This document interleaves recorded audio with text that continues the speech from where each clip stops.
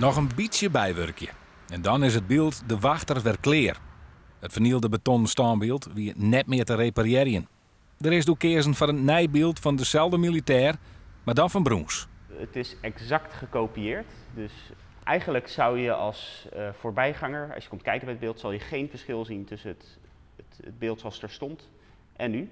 Behalve dat het nog mooier is, want het is nu gegoten in brons. De neus die was helemaal plat, die was eraf. De klep van de pet was ook helemaal plat. En dat is gewoon helemaal mooi hersteld. En dat was toch een uitdaging, want je weet, iedereen kijkt ernaar. Iedereen weet dat het is gevallen, iedereen weet waar het kapot is geweest. Dus men kijkt ook naar, hé, hoe ziet dat er nu uit? Hoe ziet die neus er nu uit?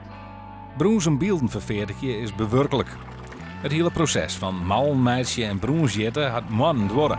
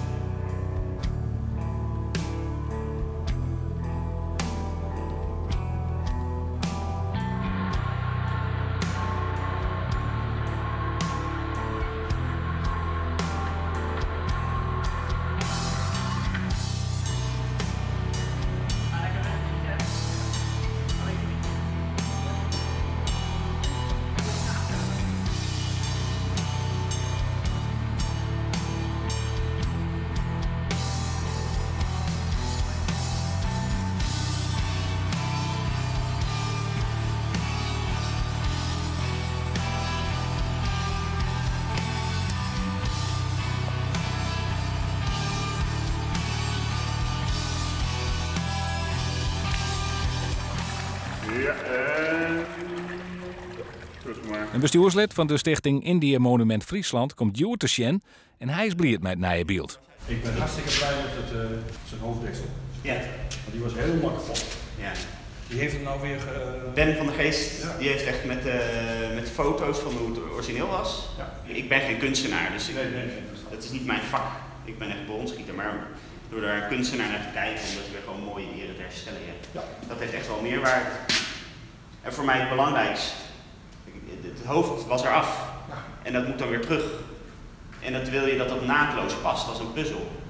Dat er geen naadje ontstaat, dat de stand is zo belangrijk, dat het niet verkeerd zit. Ja. En daar ben ik heel blij mee, dat in die eerste fase van de rubbermal dat het al naadloos paste. Ja. Toen wist ik al, nou dit gaat geen probleem geven. Nee. En dat zie je ook nu, de stand is mooi. Ja. Dit lag er echt af eigenlijk zo. Ja.